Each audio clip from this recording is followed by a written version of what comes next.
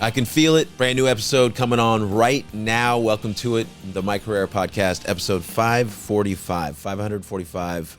It's the last one of January 2025. That's right, heading into February. It's going to be 2026 before we realize it. What? Okay. Getting all crazy. Let's not get too crazy. It's not going to be January 26th yet. But it is. It seems like the year is already starting to ramp up and fly by. So how you doing? Have you started out in the way you wanted to? Do you need a restart? Do you need a second chance? We all sometimes do. I've been getting yard work done. I've been getting some of the, not just regular yard work, but some projects. I've been cleaning up around here in the studio. Yeah, change. 2025. It's all about not standing still. We don't want to just be stagnant. We want to be moving forward. We want to be growing. We want to be maintaining, of course, but you can't really maintain. It's really like, I would love to maintain the exact same amount of money that I make each year. And this, but this is just not going to happen, because if you don't do things, if you don't work, if you don't make things happen, it goes down. And that's anything. And money's an easy way to gauge things, easy way to describe it. But this could be anything. Energy.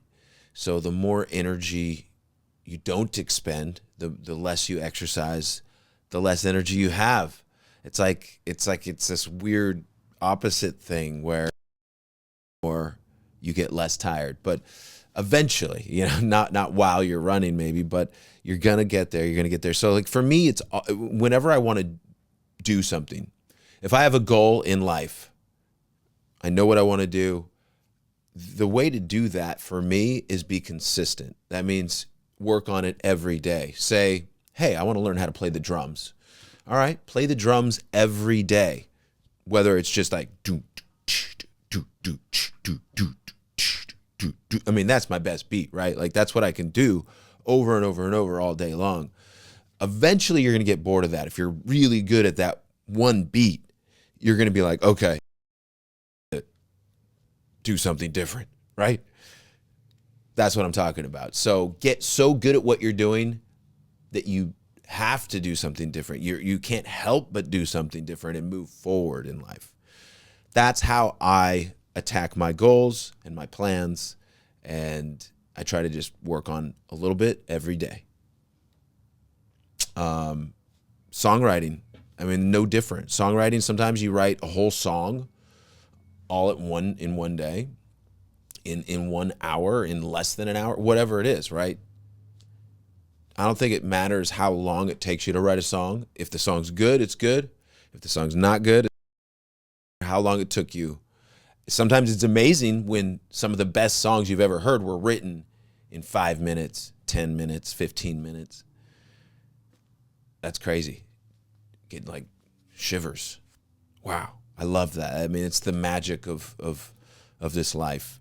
It's when things are really working, even in ways we can't see or understand.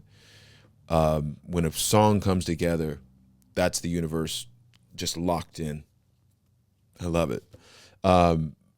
But songwriting as a goal, I mean, do a little bit every day. I'm not necessarily always touching a guitar, but if I'm sitting by myself with my phone, I can write a lyric. I can work on a lyric I've already written that I didn't quite think explained what I was trying to say in the right way. Let me change that word or a couple of these words. So you can do almost anything a little bit every day. But doing the real actual thing, like for me, sitting down with a guitar and a pen and a paper, also having usually my phone, my operation, my process is voice memos on the phone to record the audio, and then on a computer, laptop, usually I'll have just that yellow notepad thing, and I'll have different songs, lyrics. I'll pull up whatever I'm working on, and I got the lyrics there. Now, I also like to have quick. Sometimes if you have lyrics that are really, really just in your head, boom, you need to write them down. Because I personally have such a crazy mind. I don't even think it's a bad memory anymore. I don't think there's any such thing as bad memories. It's just what we see at the forefront of our minds. And I've always got these new little boop bursts of ideas. They're not always good. I can admit that. But I've got these ideas coming into my mind that the one I have down that I feel like is good, I'm going to lose it. So I've had an idea in my head, gone to my notes, opened it up, saw that, oh, I need to put in the date. What's today's date? Oh, let me go and look at today's date. It's whatever, the 27th. Now, by that time, I've forgotten what the lyric was, right? And I'm just like, why didn't I just write it down? So most times when I'm on the phone nowadays, I'll just start a new note, start writing it down, and then I'll put it somewhere else, wherever it needs to go. I've got like song ideas, lyric ideas, all like with dates and all in one note.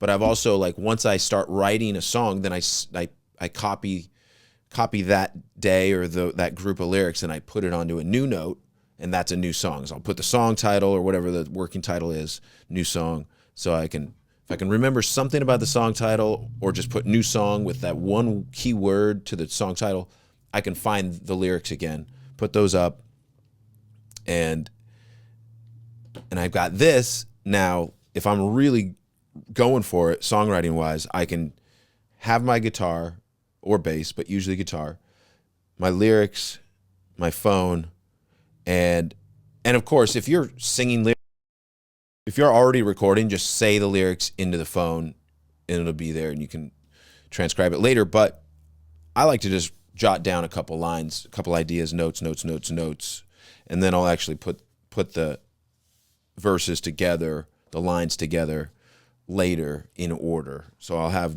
jumbly notes. I'll have a line, a couple lines. Usually it's a paragraph or so, and go from there. So that's a little bit at a time. There's a lot of little ways I can write. I can write with my pen. I can just have everything only on audio recording and then come back to it later. So there's a lot of things I can do really anywhere in the world. I don't have to have a guitar with me. I don't have to be in the studio here. I can just be traveling, and as long as I have a second to like do stuff, I can start organizing the ideas. I can go through, and what I do is I usually have 3 to 5 ideas that I'm really, really focusing in on, and then I'll listen to those ideas, what I've got so far, and then I'll decide, okay, let's finish this one, and I'll go to that one idea and finish it. And a lot of these ideas are like halfway done songs. Like I've got a lot of times when I'm coming up with a part and a lyric, I'll come up with almost all the parts right there, melodically and musically. A lot of times I'll come back and put a guitar riff in later, but I know I want to riff here, and then go into the verse, boom, boom, boom, and that's just kind of how I've been doing it a long time. I mean, the method of how I get the ideas down changes and has changed over time, because it used to be just pen and paper with the notebooks, and then from there it went to a cassette recorder, and then it was a mini cassette recorder, those little journalist recorders, and then it was a mini disc recorder, and then it was, after that, phones. It's been phones for a while, and laptops, and yeah, it's a great time to be a songwriter because there's so many tools to like help you put it all together. So here I am putting it all together. That being said, I haven't really dove headfirst into songwriting yet. I have been writing a little bit. There's some songs that we've been messing with, but I've been doing the work, the sort of like organization work of, here are my ideas that I have so far. And then, of course, you never want to not let yourself come up with new ideas. So if I'm already trying to work on a song, but I have an idea for a different song, you got to listen to those. You got to listen to that ether. That ether is flowing above you at all times. And as a songwriter, I just go up and I just pluck things down out of the ether. and put them down. That's how I get songs like Rolling Strong. Like how the hell did I write Rolling Strong? I don't know. Let's Ride. Yeah, it was a process. It took a while for us to finish that song, but the idea itself was a pure idea. I remember about the time that I turned 14, I got a job doing landscaping. Like that was like, there was something about like riverbanks and growing up in a small town. Like it was like a different kind of thing for a second there. And once I just honed in on about the time that I was 14, like using an age to kind of tell each part of the story. And as I got older, the subject matter matured and the things that I was talking about got deeper. And, you know, that didn't get written in 15 minutes, but the initial idea did.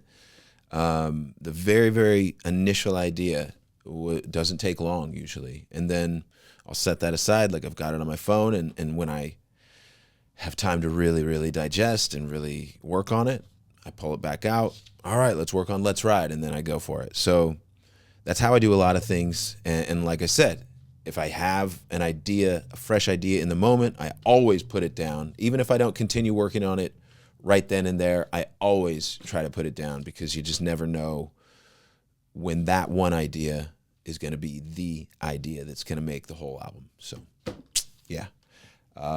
Let's get to some voicemails. Before we do, if you want to call in and be part of the podcast, you have a question, you want to talk about music, songwriting, MXPX, punk rock, anything going on in the world, why not? We can open it up to that. If you want to talk about love, I'm your man. Let's go. Call in. The number is 360-830-6660. Any conspiracy theories, you know I love to talk about that. Although the last few years I haven't really, it's been like everybody else has been talking about it and I've been shutting up. But it's been interesting watching just everything going on in the world. And, you know, I live my life on my own terms at all times, and try to at the very least. And so I choose to just continue doing what I'm doing and doing it the best I possibly can. Cheers to that. MXPX.com if you want to check out vinyl. We got hoodies, we have t-shirts, we have a bunch of trinkets, stickers, you name it, bags, stuff like little plushies, very cool stuff. So thank you for your support. I appreciate it. And good things in 2025. We're really working on the store and have some really fun, exciting things coming for February. All right, let's get to it. Maybe you already know about all the things, but I don't know when we're announcing certain things we do. So I'm not going to blow it for you yet. Let's get into it. Let's get to the first voicemail. Hey Mike, this is Cyrus, the biggest MXPX fan in New Mexico. At least I like to think so. First off, I feel like I haven't really been giving as much appreciation to the new music on the voicemails whenever I leave one as much as I should. They are like just so catchy. They get stuck in my head all the time. You know, all the new songs I'll Find a Way Home and Set a Fire even. A lot of those songs have just been put into many playlists that I still listen to regularly. Just can't get enough of them. So great job on those, and I can't wait to hear what else you guys have for music in the future. I did have a bit of a odd question for you. You'll see why that's a pun in a second. I have lately been getting into the band Death Cab for Cutie, and they are from Washington. I know Ben Gibbard is the singer, and I came across this video on the MXPX subreddit page of one of Ben Gibbard's bands in the 90s. It was more like a punk rock band playing in this small Bremerton venue, and I think it was God Save the Queen. I found this, so the video was linked to YouTube, and when watching it, it's interesting. You can see both you and Tom in the crowd, just kind of watching them. So, and I assume that was, you guys went together probably because this was right before Tom joined the band. If not, then that's just a funny coincidence, you both being there. But I was wondering if you remember the show at all, and if you, are familiar with any of Ben Gibbard's stuff or Death Cab stuff being from, if not from Bremerton, just in the Washington area, because I know both of you guys talked about going to a lot of shows, like small shows back then. So I was just curious if you had any had any memories of that. I just thought it was kind of a fun thing that I discovered lately, so I wanted to see what you had to say about it, if there's anything. So yeah, that's about it. Can't wait to hear back from you on one of the podcast episodes when you replay this. And yeah, that's all I have for you. All right, take care, and hope to catch a show from you guys in the near future. Bye. Thanks, Cyrus. He actually called in twice, right? So I'm going to play the second one. Here we go. Hey, Mike. Sorry about the double call. I just finished the last one, and I couldn't actually remember if I said the name of the band or the song that was in the video that I was talking about. If not, the band was called Oddfellows, and you can find it on YouTube just with them playing the song, a cover of God Save the Queen. If you just look that up, you'll find it in case you wanted to check it out. If I did mention that, then you can just ignore this. All right. See ya. Bye. No, you didn't mention that. Yeah. Okay, that's cool. That is the band, and that does ring a bell. I remember being at that show. Oddfellow Local is the name of the band, and Ben was the band leader for sure. He wasn't the lead singer. It was a guy named David, who was kind of a heartthrob in the scene. You know, he was a surfer type. He had really long hair and kind of dreads at one point, but he was like an Eddie Vedder type. You know, all the women were into him, and he was good, actually. I was impressed by his style and what he was doing, but he never pursued music like Ben did. But Ben really, he just like us, you know, from a very young age, was talented and kind of had a drive about him that a lot of the other musicians didn't quite have. And so, yeah, it makes a lot of sense how Death Cab for Cutie became absolutely massive. Also, what the Postal Service is another massive project that Ben Gibbard is part of. Do I remember being at that show? Yeah, kinda. I don't remember who was headlining. I don't remember if MXPX played that night, and that's why Tom was there. Tom was in the band by 1994, really. We had put out our first album and in 94. So maybe he wasn't quite in the band until 95, early 95, which was our senior year of high school. But I went to shows with Tom all the time, even when it wasn't MXPX, and he played drums in a band. But he was in a couple different bands, actually. But Evolution of Man was kind of the main one, kind of a Bad Religion sounding, real fast melodic punk.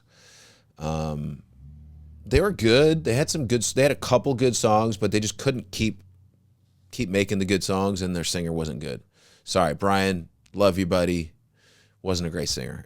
He was a great skateboarder, though, like pro to this day, pro skateboarder.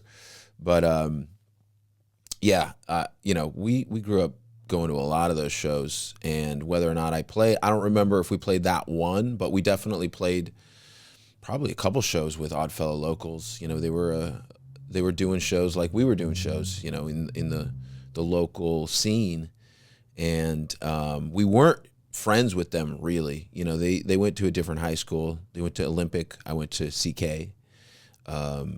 So we didn't really know each other that well. I think Tom Wisniewski kind of knew a lot of them people, so he was always the go-between, where, hey, somebody I know from Olympic, blah blah blah, because he went to school at Ridgetop Junior High.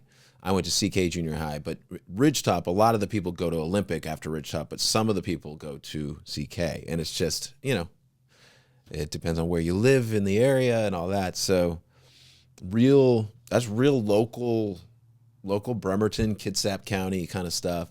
We went to a lot of shows though, like Silverdale Community Center was a place that, people started renting out and doing shows at, and it was kind of the best place really to do shows that size. I think the capacity was around 200, and we would pack that place out towards 94, 95, 96. We would, I don't know if we played there in 96, to be honest, but yeah, back then, just thinking about the timeline, everything was smushed into a very, very few, a few months felt like a year, but it was just a couple months, and everything was happening within those months.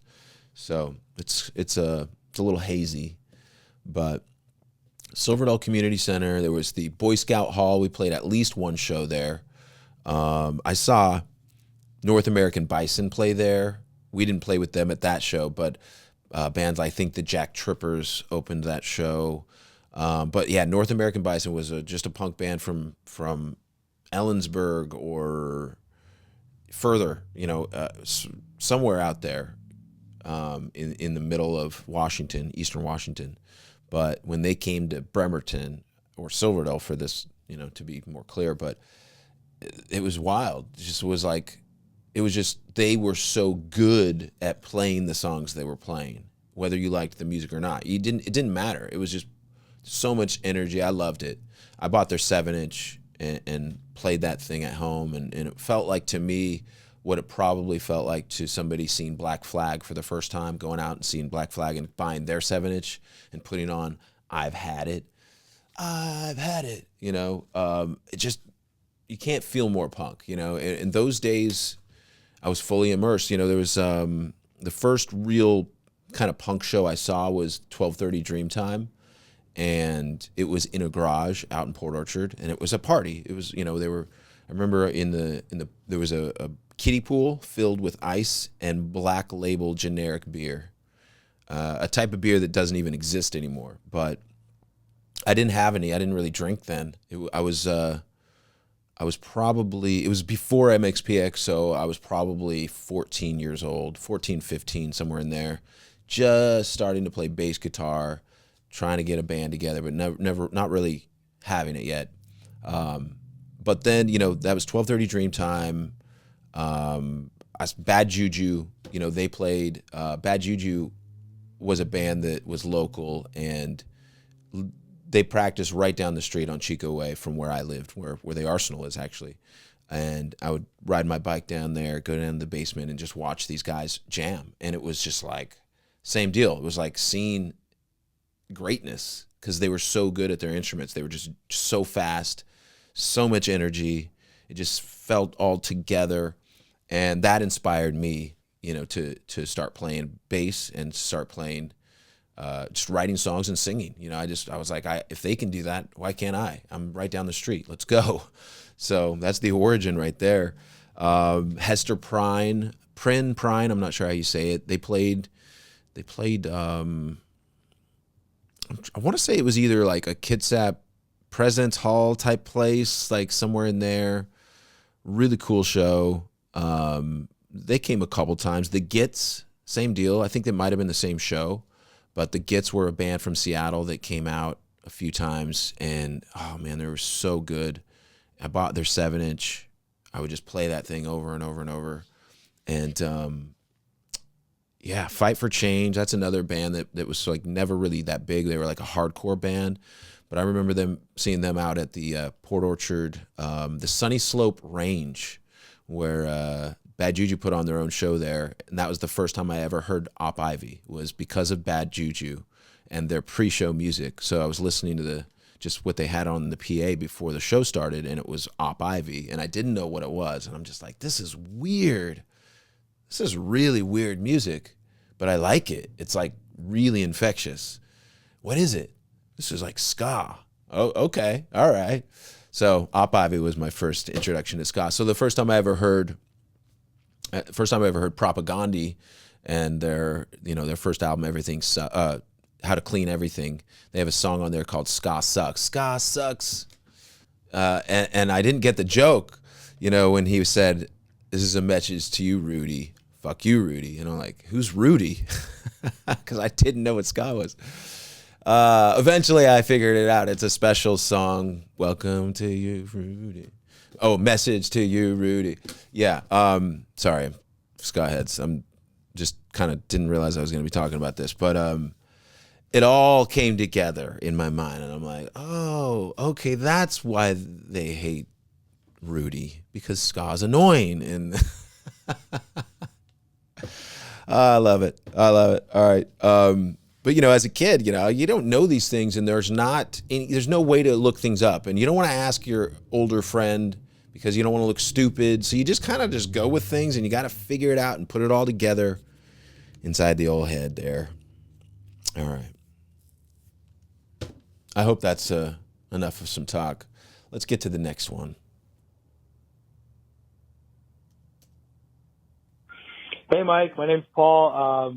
Really been enjoying the new song and started listening to the podcast this week.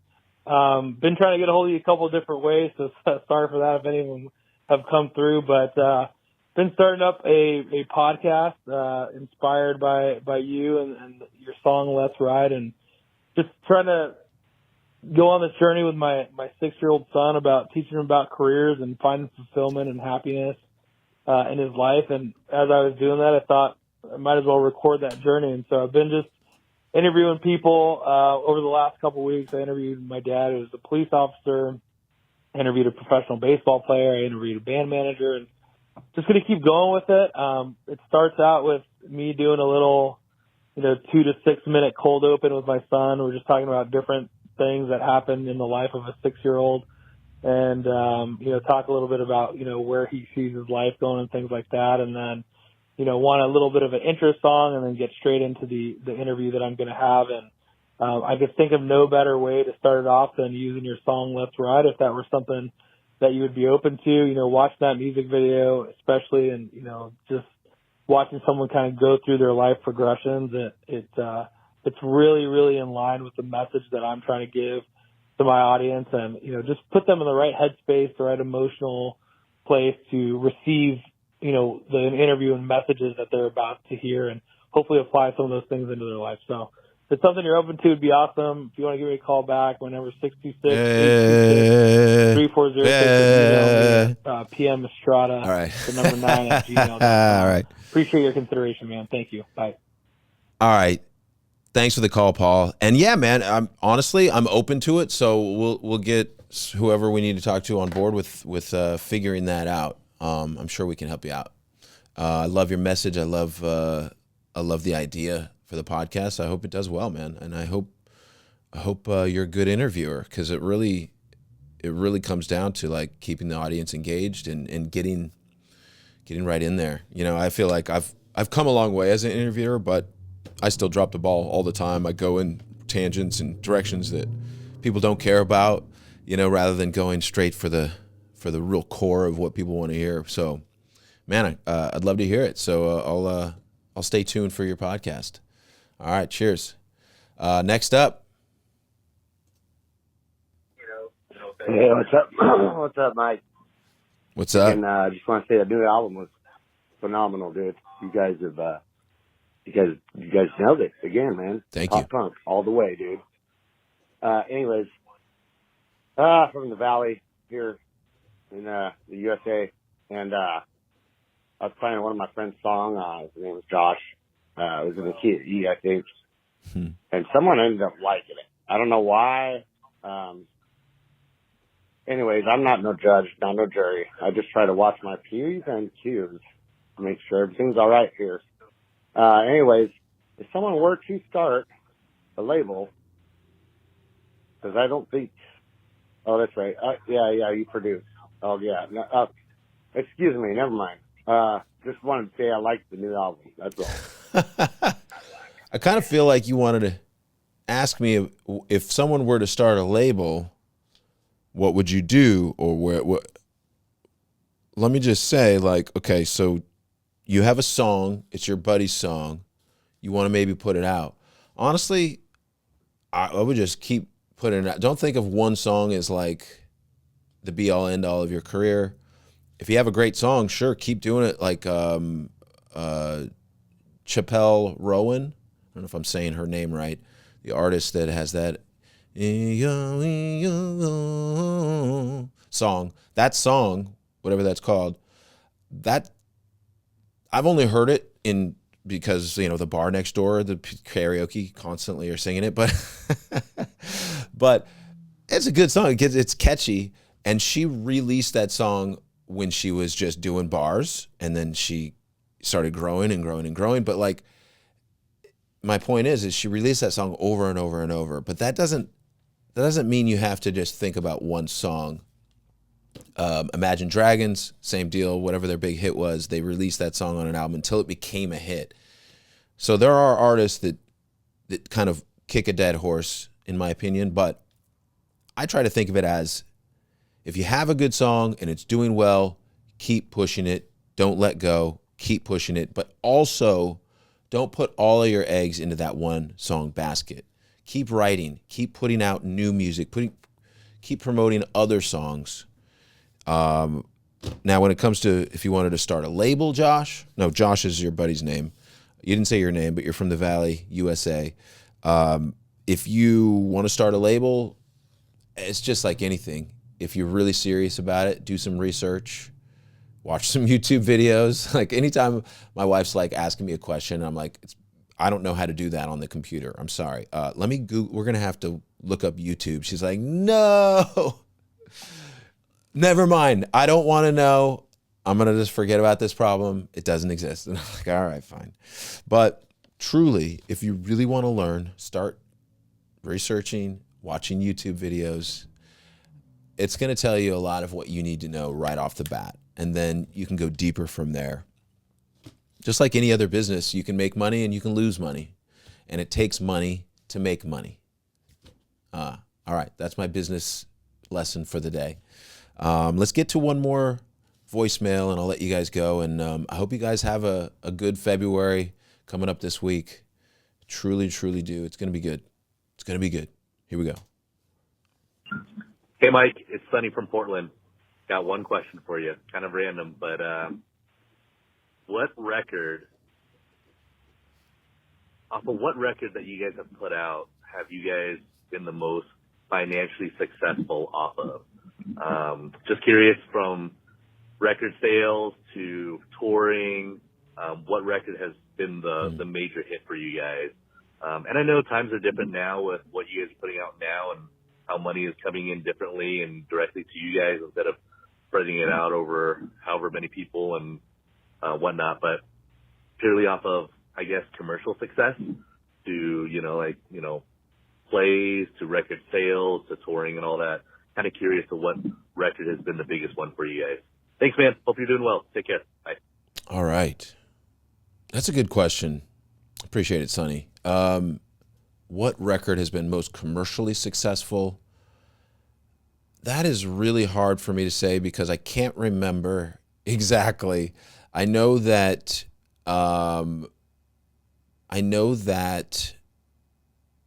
Slowly Going the Way of the Buffalo is gold.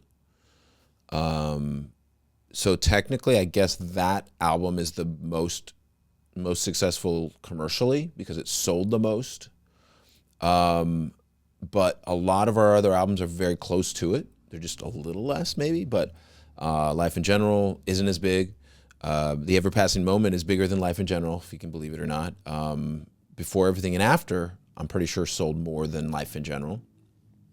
And Secret Weapon, no idea because, again, I haven't looked up those numbers, but going into the new era, I would say the most successful for us personally would be the last two albums, Self-Titled in 2018 and then Find a Way Home in 2023. I don't actually know which one made more moolah.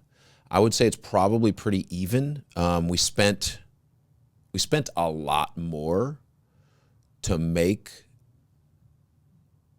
the new one, Find a Way Home. It cost us more to make. It cost us more to promote.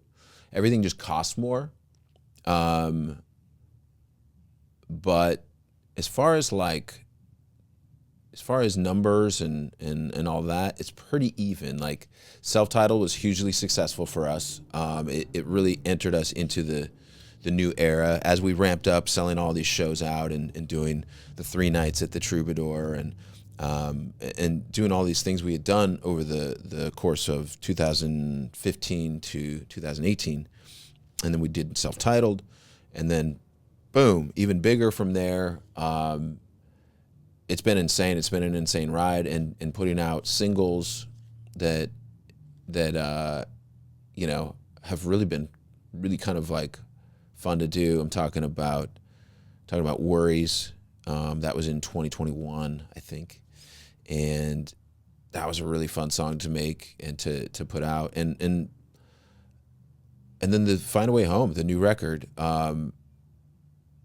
it was successful. I mean, it's as successful, if not more successful than self-titled. But everything's constantly changing in the world too. So it's hard to, you know, to compare the Eagles to somebody nowadays like, you know, Taylor Swift, right? The Eagles probably were a bigger band and more people knew about them. But at the same time, there's more people on earth now and more people going and buying concert tickets. So it seems like Taylor Swift is bigger. You know, it's hard to really gauge what was bigger because it's a different landscape altogether. But the fact that everything's self-released now, if you support anything we do that's new, that's going to actually make a difference in our lives. It's going to continue to add to the pot. And how we've always done it, we've always, instead of getting paid personally and like splitting all the money right away, we actually always put our band money into a band account, into a pot. And then once we, then as it like a business does, we reinvest that money back into the band. And that's why we have a studio. That's why we have all this stuff. And because we're constantly reinvesting into the band and what we do instead of take, always trying to give. And then if we need something, okay, we'll go ahead and take some money. But, you know, it's always, it's nothing's ever just on autopilot. We always have to work on things, push things, let people know about things. Because if you're not telling people about things, they're getting told about something else. And, you know, no hard feelings, but I want you guys listening to MXPX, you know, and I want to be part of your life. I want to be with you every day. So whether it's not just this podcast, but musically, you know, if there's something that gets you pumped or gets you something you love to listen to when you're sad, you know, a sad song. You know, I like to have all of these emotions in check and covered, and because life is all about emotion. You know, when I sang "Emotion is my middle name," I was kidding, of course, but there's a lot of truth to it as well. So, appreciate the call. Thanks, Sonny. If you guys want to call in, please do. Ladies, always appreciate you when you call in. The number is 360-830-6660. Leave me a voicemail. Would love to chat it up. All right. That being said, shout out to Bob McKnight. My boy, what up? MXPX.com for merch. We got vinyl. We have hoodies, T-shirts, hats. We got some cool hats, beanies. And we have puzzles. We do. Stay tuned because we have a new drop coming if it hasn't already. All right. Talk soon. Peace.